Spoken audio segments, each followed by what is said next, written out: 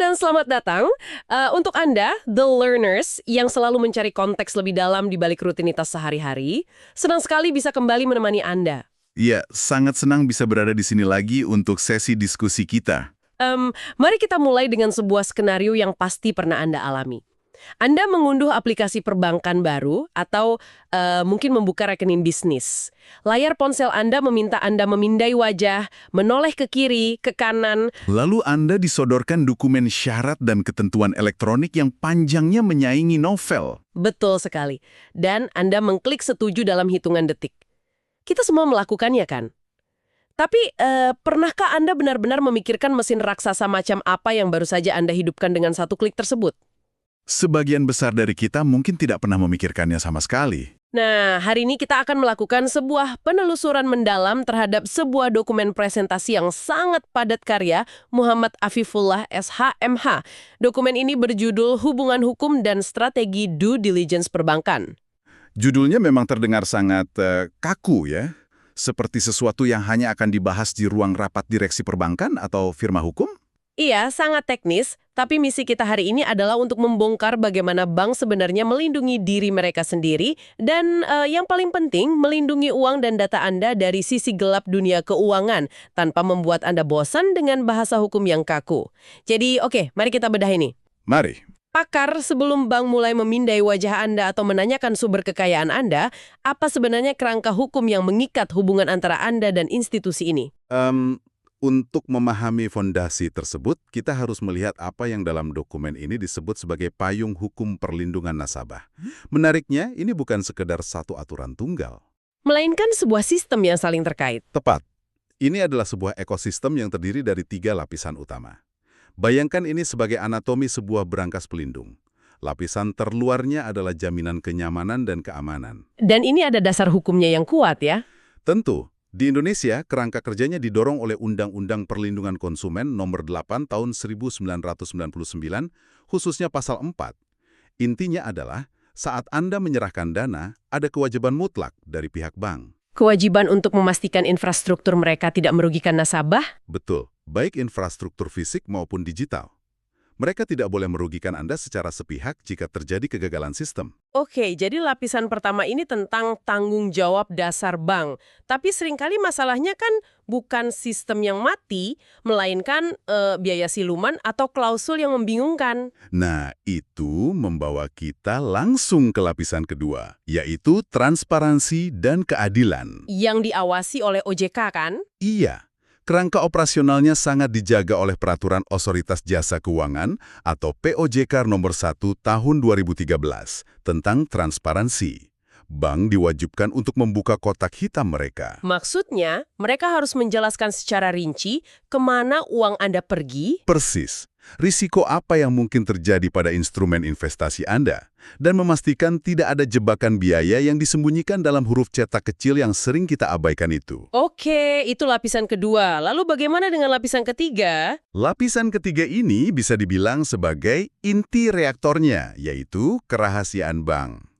Data profil keuangan Anda, riwayat transaksi Anda, semuanya dikunci rapat oleh Undang-Undang Perbankan Nomor 10 Tahun 1998 dan juga regulasi terbaru seperti POJK 44 Tahun 2024. Ini menciptakan sebuah paradoks yang menarik ya. Bank harus tahu segalanya tentang Anda, tapi mereka dilarang keras membocorkannya ke pihak yang tidak berhak. Sebuah keseimbangan yang sangat krusial untuk dijaga. 3 lapisan pelindung yang sangat komprehensif. Tapi mari kita berpikir kritis sejenak. Mengapa industri perbankan perlu membangun infrastruktur pertahanan yang sedemikian masif? Ini kan memakan biaya triliunan rupiah. Sangat mahal. Ancaman seperti apa yang sebenarnya mereka takuti? Di dokumen Afifullah ini kan ada peta resiko. Dan ini bukan sekedar soal peretas amatir yang mencoba mencuri kata sandi kan? Jika kita hubungkan ini dengan gambaran besarnya, bank sebenarnya sedang menghadapi jaringan kejahatan global yang terorganisir dengan sangat rapi. Ada 3 monster utama yang disoroti dalam dokumen ini. Apa yang pertama? Pertama adalah TPPU, Tindak Pidana Pencucian Uang, sesuai Undang-Undang Nomor 8 Tahun 2010. Untuk Anda yang mendengarkan, pencucian uang modern ini bukan lagi soal menyelundupkan koper berisi uang tunai lintas negara ya? Sama sekali bukan.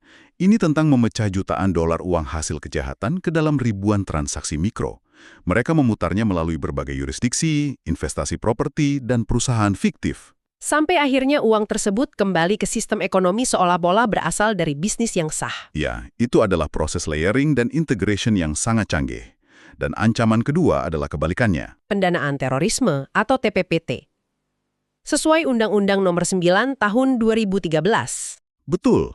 Jika pencucian uang adalah tentang menyembunyikan dari mana uang itu berasal, pendanaan terorisme seringkali tentang menyembunyikan kemana uang itu pergi. Uangnya mungkin berasal dari sumber yang terlihat sah, seperti yayasan amal, tapi dialirkan perlahan untuk membiayai operasi gelap. Itulah mengapa mendeteksi TPPT jauh lebih sulit. Transaksinya seringkali berada di bawah radar ambang batas kecurigaan bank. Dan monster ketiga? Monster ketiga adalah fraud dan kejahatan cyber. Ini mencakup celah keamanan digital, peretasan infrastruktur, hingga manipulasi identitas. Ketiga ancaman ini punya satu kesamaan. Mereka menggunakan bank sebagai pembuluh darah untuk mengalirkan racun ke seluruh sistem ekonomi. Tepat. Jika satu bank besar terbukti gagal mencegah hal ini, efek tularannya bisa menghancurkan reputasi finansial sebuah negara di mata internasional. Nah, disinilah bagian yang sangat menarik. Dokumen ini tidak membiarkan kita hanya membayangkan skenario terburuk di atas kertas. Penulis membawa kita pada studi kasus dunia nyata. Iya, The Panama Papers. Salah satu skandal terbesar dalam sejarah keuangan. Jutaan dokumen dari firma hukum Mossack Fonseca bocor. Dan itu menelanjangi bagaimana elit global menggunakan sistem keuangan internasional sebagai taman bermain mereka. Kasus itu adalah demonstrasi sempurna dari kegagalan due diligence berskala global. Mossack Fonseca pada dasarnya memproduksi perusahaan cangkang secara massal. Perusahaan cangkang atau shell companies ini kan punya entitas legal, alamat terdaftar, bahkan dewan direksi ya. Betul. Tapi direksinya biasanya diisi oleh direktur proksi atau nomini. Mereka hanya dibayar untuk meminjamkan nama, tapi perusahaannya tidak memiliki operasi bisnis nyata. Lalu apa implikasi langsungnya bagi bank yang menerima aliran dana dari perusahaan-perusahaan ini? Mengapa sistem peringatan bank tidak menyala merah? Hal yang paling memangkau dari kegagalan ini adalah ketidakmampuan mengidentifikasi beneficial owner atau pemilik manfaat sebenarnya. Jadi saat bank menerima transfer jutaan dolar dari perusahaan di negara surga pajak, mereka hanya melihat nama direktur proksi di atas kertas. Ya, mereka gagal untuk menggali lebih dalam dan bertanya, siapa manusia sungguhan yang mengendalikan rekening ini?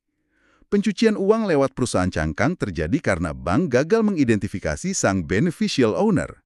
Kegagalan yang pada akhirnya berujung pada pencucian uang masif.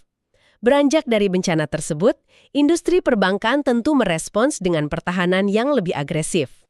Garis pertahanan pertama yang ditekankan dalam materi ini adalah KYC. Know your customer. Dulu kan KYC mungkin sekedar menyerahkan KTP fisik, tapi sekarang prosesnya jauh lebih dalam kan? Jauh lebih analitis. KYC sekarang mencakup 3 pilar. Pertama, identifikasi. Ini bukan cuma paspor atau SIM, tapi pemindaian biometrik. Oh, yang kita lakukan di awal saat buka aplikasi tadi? Ya. Pilar kedua adalah pencegahan untuk menutup celah TPPU dan TPPT. Dan pilar ketiga adalah kepatuhan. Sistem KYC harus mengeluarkan notifikasi peringatan otomatis sesuai PBI nomor 14 tahun 2027 dan POJK nomor 12. Coba kita bawa ini ke tingkat yang lebih praktis. Saat pendengar kita membuka rekening, ada matriks verifikasi tak kasat mata yang bekerja kan? Dokumen ini memecah ekosistem verifikasi bertingkat menjadi 2 jalur. Betul, ada CDD dan IDD. Bagaimana proses ini diterapkan secara praktis? Kita mulai dari CDD dulu. Customer Due Diligence Standard. CDD ini punya 4 langkah wajib. Pertama, pengumpulan data seperti nama, alamat, dan pekerjaan sesuai pasal 11 PBI 14 tahun 2027. Lalu langkah keduanya? Verifikasi dokumen, baik fisik maupun mencocokkan dengan database. Langkah ketiga adalah profiling. Bank melihat sumber dana Anda dan apa tujuan transaksi Anda. Dan langkah keempatnya adalah? Penilaian risiko. Tepat, apakah nasabah ini masuk kategori risiko rendah, menengah, atau tinggi? Itu untuk nasabah standar. Tapi bagaimana dengan EDD, Enhanced Due Diligence? Kapan ini terjadi? IDD ini khusus untuk nasabah berisiko tinggi. Misalnya untuk PEP, Politically Exposed Persons. Seperti pejabat negara atau politisi ya? Atau mungkin transaksi lintas batas yang nilainya raksasa? Betul sekali. Prosedur IDD ini jauh lebih dalam. bank akan melakukan investigasi terhadap source of wealth atau sumber kekayaan nasabah tersebut.